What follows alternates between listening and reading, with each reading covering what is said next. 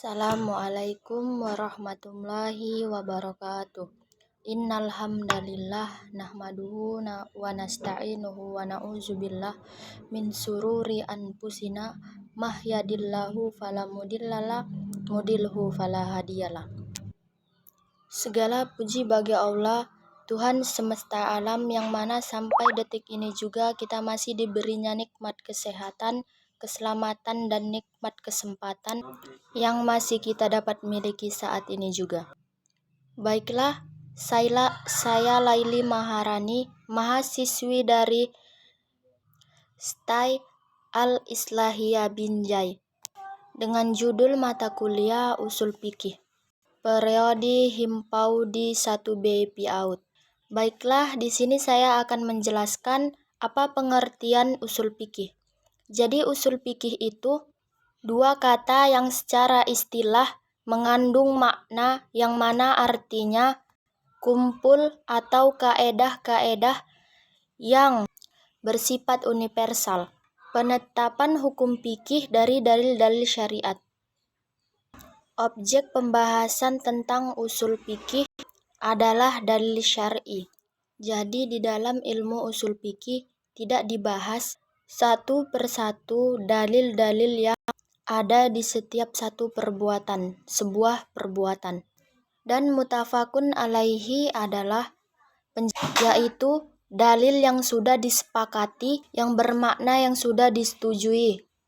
Berbeda dengan muktalab hadis. Kalau muktalab hadis adalah hadis-hadis yang masih dicari atau diperdebatkan masalah kesohihannya.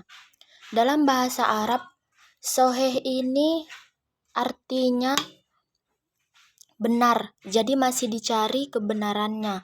Berbeda dengan mutafakun alaihi tadi. Kalau mutafakun alaihi tadi, dia dalil yang sudah disepakati atau yang sudah disetujui.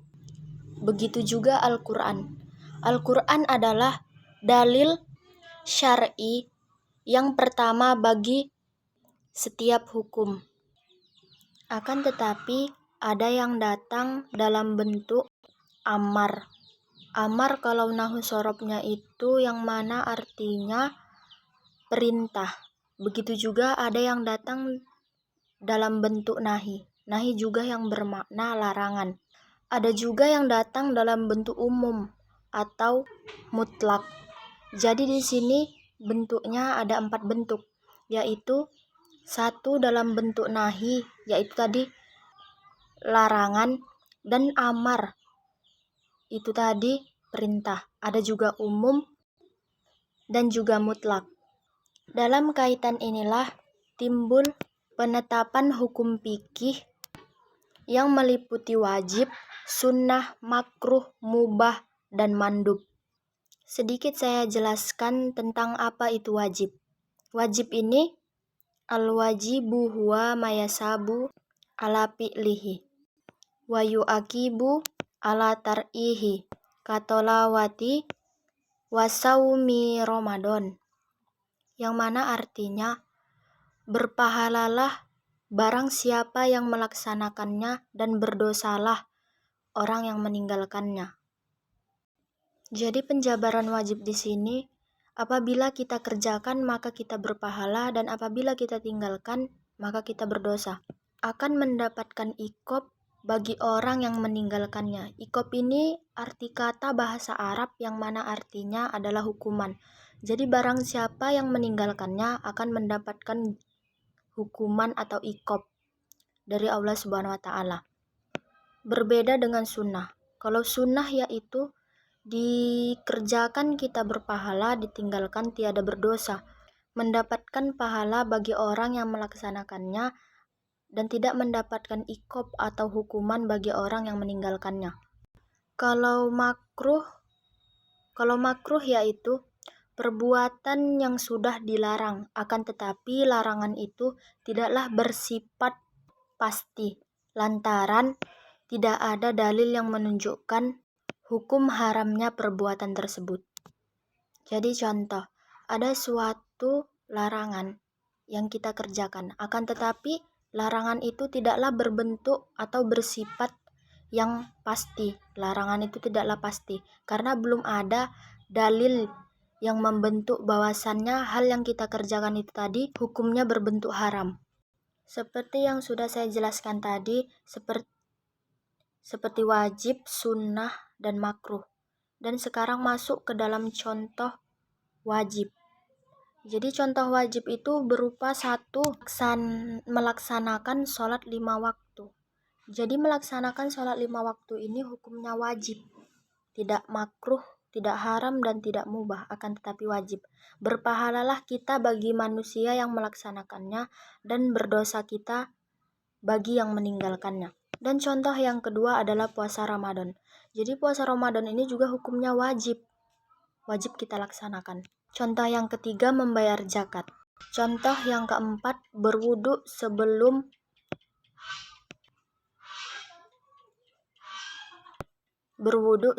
sholat. Dan contoh yang kelima adalah belajar. Banyak sekarang kita manusia sepele dengan kata belajar. Padahal belajar ini hukumnya wajib.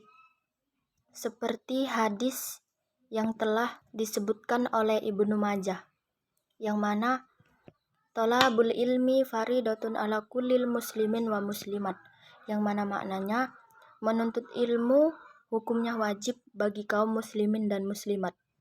Jadi tidak dibedakan yang menuntut ilmu itu wajib perempuan atau wajib laki-laki, akan tetapi sama. Itu tadi sedikit contoh dari wajib. Kalau sunnah, contohnya seperti satu, puasa Senin Kamis. Puasa Senin Kamis ini hukumnya bukan wajib, melainkan sunnah. Contoh yang kedua, memotong kuku. Memotong kuku pada hari Jumat. Dan contoh yang ketiga, sholat sunnah tahajud. Jadi sholat sunnah tahajud ini tidak diwajibkan, apalagi diharamkan ataupun hukumnya makruh. Akan tapi sholat tahajud ini adalah sholat yang dilaksanakan di per 3 malam, yang mana hukumnya kita laksanakan sunnah. Apabila kita kerjakan maka kita berpahala, jika kita tinggalkan maka kita tidaklah berdosa. Masuk ke makruh. Kalau makruh ini, contoh perilaku makruh adalah satu, berkumur-kumur pada bulan puasa. Ini hukumnya makruh. Dan contoh yang kedua, menggosok gigi ketika puasa Ramadan.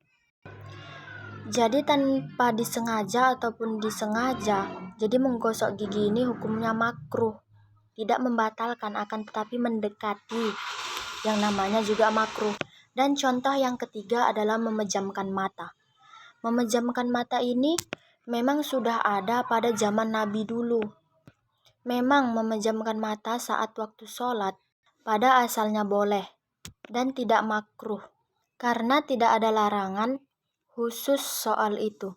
Memejamkan mata dalam sholat boleh, kalau memang itu yang membuat kita khusyuk atau yang membuat kita merasa nyaman dan tidak pula membahayakan bagi diri kita sendiri. Dan masuk ke dalam hukum umum pula. Tadi kan udah wajib, sunnah, makruh. Sekarang masuk ke dalam hukum umum atau bahasa Arabnya pi'ami, dalam umum. Yang mana contohnya wasmul jam'il mu'rubilami. Qala Allahu ta'ala innallaha yuhibbul muslimin. Surah Al-Baqarah ayat 195. Yang mana artinya dan isim jamak diketahui dengan lam. Allah Subhanahu wa ta'ala berfirman, innallaha yuhibbul muslimin. Sesungguhnya Allah Subhanahu wa ta'ala menciptakan orang-orang yang baik. Al-Baqarah ayat 195. Kalau contoh pinahi yang artinya adalah larangan, nahu anil syai'in amrun bidirihi. Qala ta'ala wala ta'kulu amwalakum binakum bil yatili. Al-Baqarah ayat 188, yang mana artinya larangan akan sesuatu termasuk suatu perintah. Untuk lawan larangan itu janganlah kalian memakan harta-harta kalian di antara kalian dengan cara yang batil. Al-Baqarah ayat 188. Sekian penjelasan dari saya. Saya akhiri, wabillahi taufik wal hidayah, waridho wa inayah. Wassalamualaikum warahmatullahi wabarakatuh. Sesungguhnya kesalahan itu datangnya dari diri saya sendiri dan kebenaran itu datangnya dari Allah Subhanahu wa taala.